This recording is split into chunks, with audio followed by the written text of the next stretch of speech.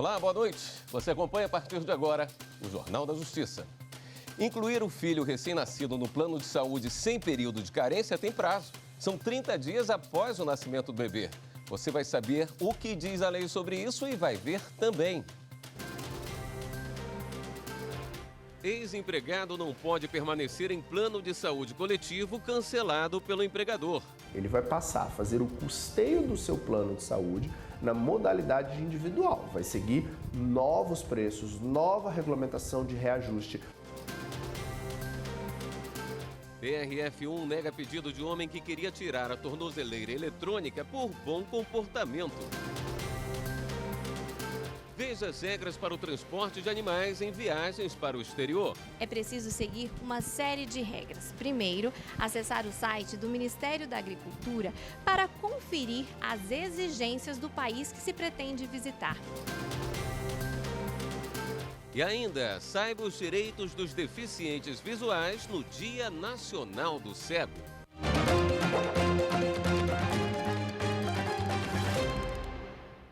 Os pais precisam ficar atentos ao prazo para colocar o recém-nascido no plano de saúde, 30 dias depois do nascimento. Durante esse período, não há carência. Veja agora os detalhes na reportagem de Viviane Novaes. André Luiz é pai de primeira viagem. O nascimento da filha trouxe uma preocupação. O plano de saúde se negou a fazer a inclusão da recém-nascida sem período de carência. O funcionário público diz que fez o pedido 30 dias depois do parto. Mas o plano alegou que o prazo tinha expirado por um dia. Contou também a data do nascimento, que daria 31 dias. André entrou na justiça para questionar a recusa. Desesperado, né? O primeiro sentimento que me vem à tona, assim, quando eu lembro daqueles dias onde eu não pude fazer a inclusão da minha filha no plano de saúde, onde ela ficaria descoberta ali, pelo que me foi colocado. A 13ª Vara Cível de Brasília condenou a operadora do plano a pagar uma indenização de R$5 mil por danos morais e determinou a inclusão da criança no plano sem prazo de carência. O plano de saúde ele é regido pelo Código do Consumidor, isso já é simulado pelo STJ, então nós usamos a interpretação mais favorável ao pagante do plano, no caso o consumidor, e de acordo com o Código Civil, excluindo o dia inicial da contagem do prazo, incluindo o dia final, a juíza entendeu que os 30 dias restantes começariam um dia após ao nascimento do bebê. A Lei 9.656 de 1998 determina: a inclusão do bebê no plano deve ser feita até 30 dias depois do nascimento para que não haja período de carência. Agora, se o plano do titular está no prazo de carência, isto se estende à criança. Se precisar de atendimento entre o nascimento e a inclusão no plano, o bebê tem direito à cobertura. A criança que nasce com algum problema de saúde não pode ter aumento de mensalidade. A inclusão só pode ser feita depois do nascimento da criança, mas por precaução, os pais devem verificar antes se estão em dia com o pagamento do plano e se já cumpriram o prazo de carência. O Tribunal Regional Federal da Primeira Região, em Brasília, negou o pedido de um homem para não usar mais tornozeleira eletrônica, alegando bom comportamento. O pedido foi analisado pela terceira turma do TRF da Primeira Região, que manteve a sentença da Justiça Federal no Mato Grosso. O relator do caso, o desembargador federal Ney Belo, entendeu que não seria cabível a retirada da tornozeleira apenas com base no argumento de que não houve histórico de desobediência nos 18 meses em que o acusado estava sendo monitorado eletronicamente. Afinal, o uso da tornozeleira é uma medida que foi aplicada em substituição à prisão preventiva. O autor é investigado por chefiar uma quadrilha que atuava em fraudes no Instituto Nacional do Seguro Social, o INSS, e o uso da tornozeleira eletrônica visa garantir a ordem pública, a instrução criminal e impedir que ele cometa novos crimes. O Superior Tribunal de Justiça decidiu que ex-empregado não pode permanecer em plano de saúde coletivo cancelado pelo empregador. Um homem foi demitido sem justa causa de uma associação onde trabalhou entre 1988 e 2005. Apesar do fim do vínculo empregatício, ele permaneceu no plano de saúde, pagando regularmente até 2015, quando a associação rescindiu o contrato coletivo com a operadora. No recurso ao STJ, o ex-empregado alegou ter contribuído com o plano por mais de 10 anos e, por isso, teria direito de manter a assistência médica. Mas o pedido foi negado pela terceira turma. A relatora, ministra Nancy Andrighi, explicou que a exclusão do beneficiário de plano de saúde coletivo após o fim do contrato com a operadora está previsto em lei e em resolução da Agência Nacional de Saúde Suplementar, a ANS. Este advogado explica que todo trabalhador que possui mais de 10 anos de contribuição e for demitido sem justa causa tem direito de permanecer no plano de saúde. Mas em casos como o da decisão, é preciso mudar o regime do plano. Se ele fizer essa migração no prazo de 30 dias, ele não se sujeitará à carência, mas os pagamentos dele não serão mais na formatação de um plano coletivo. Ele vai passar a fazer o custeio do seu plano de saúde na modalidade individual. Vai seguir novos preços, nova regulamentação de reajuste. Quem for viajar com cachorro ou gato para o exterior deve ficar atento. Além de requisitos que variam de acordo com o destino, é preciso emitir um certificado veterinário junto ao Ministério da Agricultura. Sem o documento, o animal não embarca. Conhecer a Argentina com Jazz, esse dócil cachorrinho, era o sonho do casal Alexandra e Eduardo. Ele está completando um ano no Natal, né? Então o nosso presente vai ser essa nossa viagem. Já tem todas as passagens, hospedagem, a gente já tem um parente que mora lá, então assim, a expectativa é grande.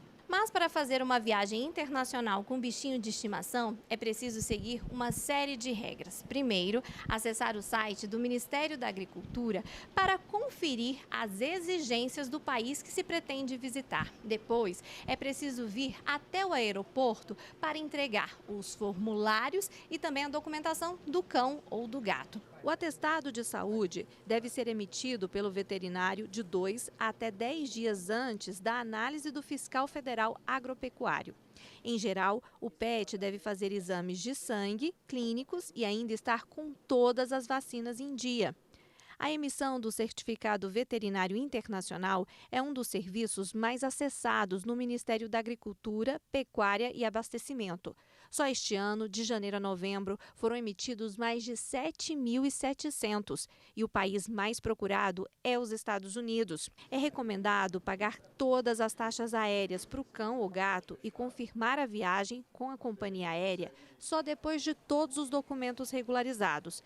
E quem viaja muito também pode solicitar o passaporte do animal. Para isso, é obrigatório o microchip de identificação. Outro detalhe que os donos devem ficar atentos é a forma de transportar o pet. Normalmente até 7 quilos você consegue em cima da cabine. Vai numa caixinha de transporte, pode ser aquela rígida ou flexível, que cabe embaixo do banco. Normalmente são essas as restrições que as companhias aéreas fazem. Animais acima desse peso costumam ir no bagageiro. O que eu indico, na verdade, é a gente começar esse treinamento um pouco antes. Então, deixa a caixa dentro de casa, faz o animal dormir nela, tranca ele por alguns períodos, 20 minutos, 30 minutos e vai aumentando, para ele se acostumar com essa caixa de transporte, para no dia da viagem ele entender que ele vai ficar um tempo ali e esse tempo vai passar. O Jornal da Justiça também é feito com a sua participação. Mande sua mensagem para o nosso WhatsApp, anote aí, 61992606116. E a seguir, saiba os direitos dos deficientes visuais no Dia Nacional do Cego. Para a justiça é ser correta, ser justo com as pessoas, né? Ser justo realmente, né? É o dever de cada cidadão é justamente ser justo.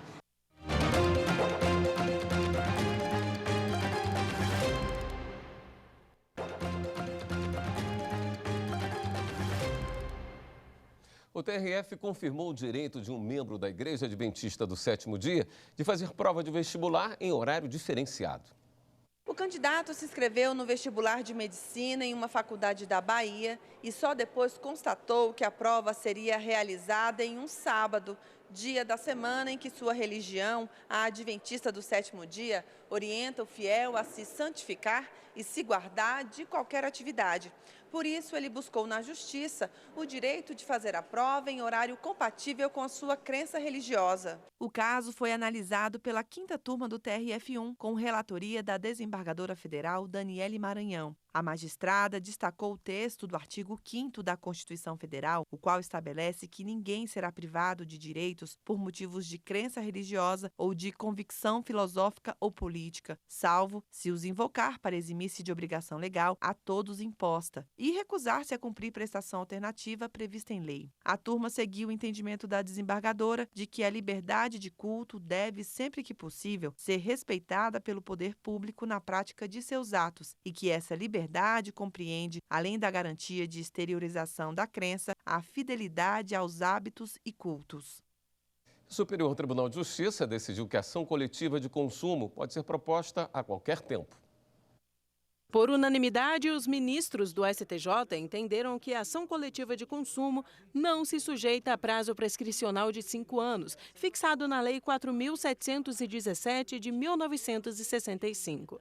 Para a turma, não há prazo para o exercício do direito subjetivo público e abstrato de agir relacionado a esse tipo de ação. O Ministério Público de Pernambuco ajuizou a ação coletiva de consumo para questionar a venda de suplemento alimentar sem registro na Anvisa e a prática de propaganda enganosa, uma vez que o produto é apresentado ao público como se tivesse propriedades medicinais. A Justiça pernambucana condenou o laboratório a pagar R$100 mil em danos morais coletivos e a reparar os danos morais e materiais de forma individual a cada consumidor. Além disso, a empresa não poderia mais comercializar o suplemento nem fazer propaganda enganosa. No STJ, a empresa alegou que a denúncia ocorreu em 2003, mas a ação só foi ajuizada em 2009, mais de 5 anos depois. Porém, a relatora do caso, ministra Nancy Andrighi, explicou que, embora a jurisprudência do STJ aplique por analogia o prazo de 5 anos do artigo 21 da Lei da Ação Popular para a ação coletiva de consumo, o emprego da analogia nesse caso é indevido, em razão da diversidade de objetos e causas de pedir de cada uma dessas ações. Para ela, submeter a ação coletiva de consumo a prazo determinado tem como única consequência impor aos consumidores o ajuizamento de ações individuais. Com mais de um ano de antecedência, o Tribunal de Justiça do Rio Grande do Sul concluiu a implantação do EPROC, o Processo Judicial Eletrônico, nas áreas civil, família, fazenda pública em todo o estado.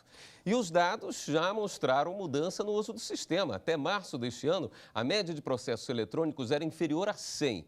No mês de novembro, esse número já era de mais de 2.700 processos por dia.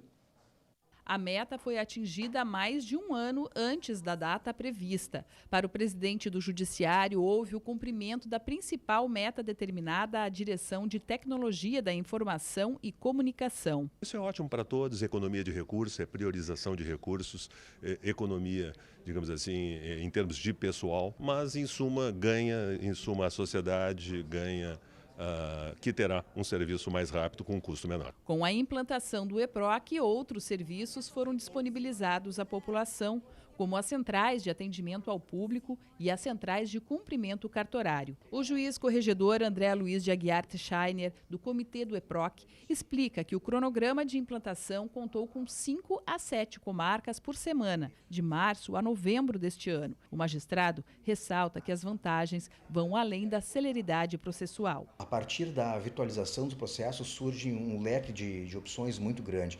A gente consegue começar a pensar no cumprimento remoto de processos, auxílio à distância de comarcas. O próximo passo é a área criminal. Para o ano que vem, ainda há a projeção do uso da inteligência artificial. O TRF já desenvolveu 2 iniciativas de inteligência artificial que a gente em seguida vai começar a usar. Uma delas é mais voltada ao segundo grau, voltada à identificação de temas do processo. Também estão começando lá, isso a gente vai acabar recebendo também, é a possibilidade do sistema, lendo a inicial, ver se a classificação que o advogado fez está correta. Isso vai ser uma ferramenta bastante útil para os nossos servidores. No segundo momento vai ser disponibilizado também para os advogados. 13 de dezembro é o Dia Nacional do Cego, data que busca diminuir o preconceito com os deficientes visuais. Saiba quais são os desafios do dia a dia e os direitos dessa parcela da população. Histórias diferentes unem esses três amigos. Denise tem diabetes desde os 7 anos e ficou completamente cega aos 24. César tem uma degeneração na córnea e enxerga 5%. Marcos Antônio pegou uma infecção ainda criança que se agravou. Ele perdeu 75% da visão. A parte de transição é complicado. Até você acostumar que você enxergava e de repente perdeu, é muito traumatizante, até para uma criança, adolescente. A maioria das perdas visuais, elas não têm sintomas. São doenças silenciosas que acometem a população em geral e que, se não for feito um exame oftalmológico adequadamente e anualmente, o paciente não percebe. O Brasil tem hoje cerca de 6 milhões de deficientes visuais e um pouco mais de 500 mil pessoas cegas. São vários os desafios enfrentados e a mobilidade é uma das preocupações. Nem sempre é fácil andar pelas ruas. Vários lugares da cidade, às vezes o piso tátil não leva a lugar nenhum, ou leva um alambrado, ou leva um poste, ou o piso tátil não tem manutenção, está quebrado. E aí a gente fica meio perdido até achar a outra ponta dele, então isso acontece muito. Outro obstáculo apontado é a falta de oportunidades. Principalmente no mercado de trabalho ainda há muito esse preconceito, né, de que uma pessoa com deficiência, uma pessoa cega é incapaz, é ineficiente, e que é uma grande bobagem. Assim, eu para muita coisa sou muito mais eficiente, sou muito mais autônomo do que quando eu não era deficiente visual.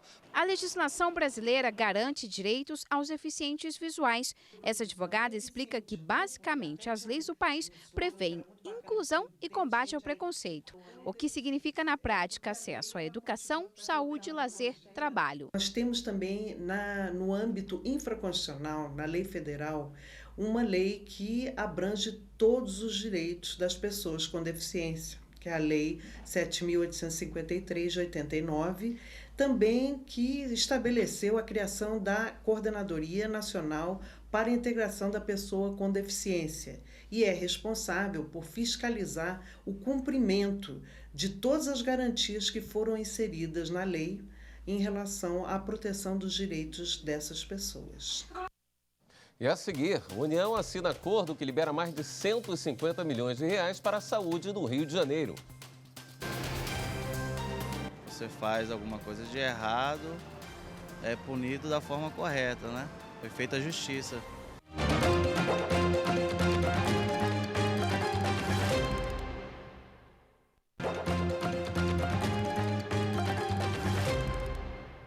Para combater a violência contra a mulher, o Poder Judiciário Gaúcho lançou a campanha Todos por Elas. O objetivo é desconstituir o estereótipo da cultura machista, unindo a justiça e o esporte. A campanha Todos por Elas teve a colaboração de jornalistas e publicitários da Assessoria de Comunicação do TJ, que criaram um material gráfico e o conteúdo informativo.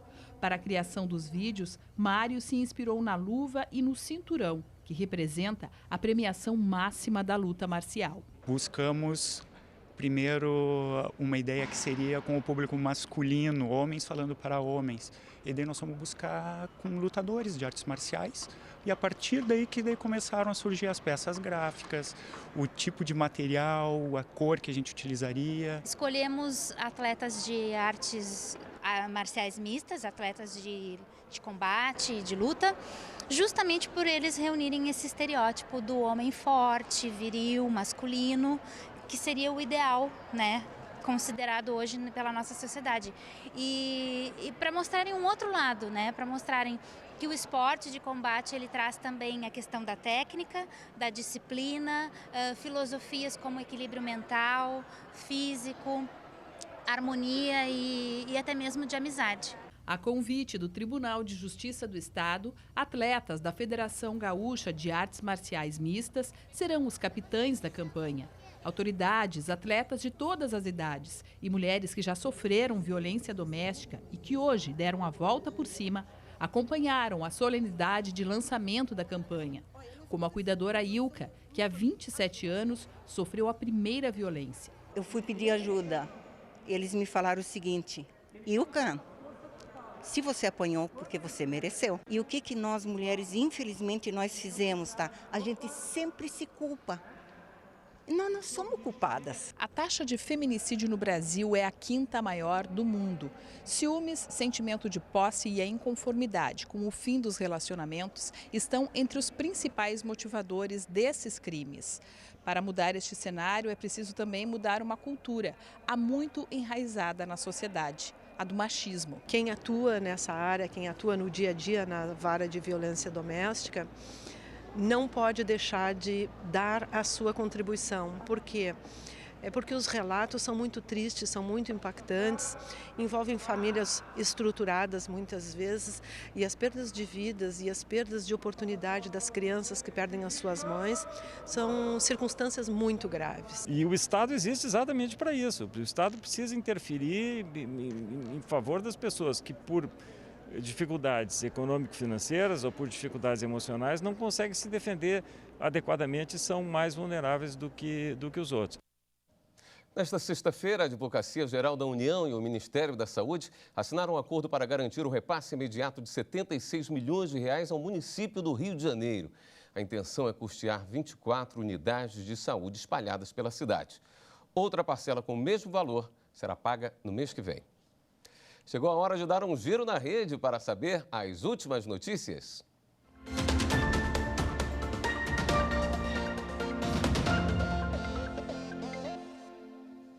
Vamos até a redação do Jornal da Justiça falar com a repórter Viviane Novaes, que tem as informações. Oi, Viviane, boa noite. Oi, William, boa noite para você e para todo mundo. Olha, a força-tarefa do Ministério Público na Lava Jato, no Paraná, denunciou o empresário Walter Faria e mais 22 pessoas por nada menos do que 642 atos de lavagem de dinheiro. De acordo com a denúncia, o esquema movimentou cerca de 1 bilhão e 100 milhões de reais que foram lavados em favor da Odebrecht entre 2006 e 2014. Segundo o Ministério Público, Walter Faria, dono do Grupo Petrópolis, foi o grande operador do pagamento de propinas, principalmente relacionadas a desvio de dinheiro da Petrobras. Anteontem, o Tribunal Regional Federal da 4ª Região mandou soltar o empresário que estava preso preventivamente desde agosto. A FUNAI e a Polícia Civil confirmaram o assassinato do índio Dorivan Soares Guajajara, de 28 anos, em Amarante, no Maranhão. Dorivan é da etnia Guajajara, a mesma de outros 3 assassinatos na região. A FUNAI descartou motivações de crime de ódio, disputa por madeira ou por terras, mas não divulgou as circunstâncias da morte. Dorivan foi morto junto com o não indígena Roberto do Nascimento Silva. E o Ministério Público Federal no Pará abriu procedimento para acompanhar as investigações sobre a violência em Anapu. Em menos de uma semana, houve 2 assassinatos que podem estar ligados à grilagem de terras. Entre 2015 e 2018, 16 homicídios foram registrados na região. O Ministério Público Federal pediu informações ao Ministério Público do Estado e à Secretaria de Segurança Pública. Bem, o giro fica por aqui. Você pode ver ou rever as reportagens do nosso jornal no YouTube, TV Justiça Oficial. Um bom fim de semana a todos. Voltamos ao estúdio. William. Obrigado, Viviane. E o Jornal da Justiça também termina aqui. Obrigado pela sua companhia. Tenha um ótimo fim de semana. Até a segunda.